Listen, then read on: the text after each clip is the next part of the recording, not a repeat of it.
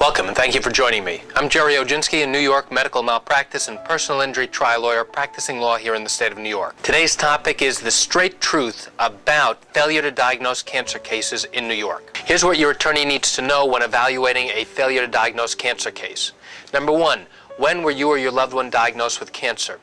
Number two, when had you last had any diagnostic imaging tests such as an X-ray, a CAT scan, or an MRI?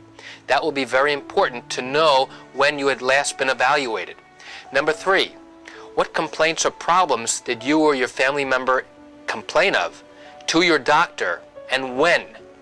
In other words, did the doctor fail to recognize and pick up on the fact that there were problems that should have been further investigated? And you also want to know whether there was blood work done. Why is this important? It's important because the attorney must now put the pieces of the puzzle together to find out a number of things. They need to find out whether there was evidence of a problem that the doctor failed to pick up on. They need to find out whether the imaging tests and studies that were performed were improperly read. They need to know what type of cancer you are suffering from. Is it a fast-growing tumor? Is it slow-growing? What stage is the cancer at? Is it stage 2, where it could be treated and may be operable?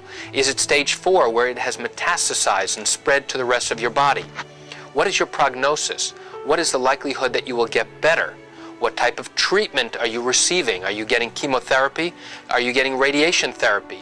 Are you having surgery to try and treat it?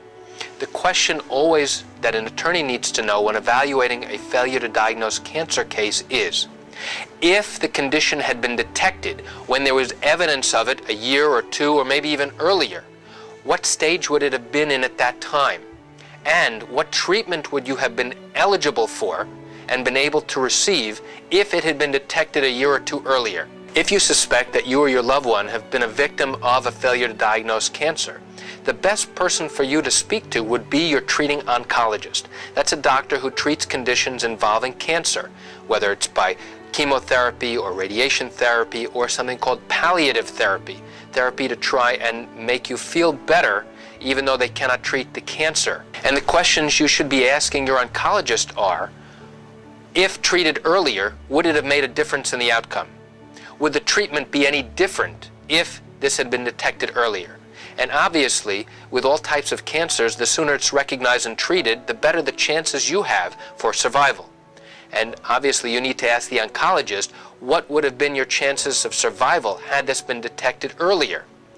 And you want to know what the recurrence rates are, so that even if it was detected years earlier and treated years earlier, what is the chance that this tumor could come back at a later time?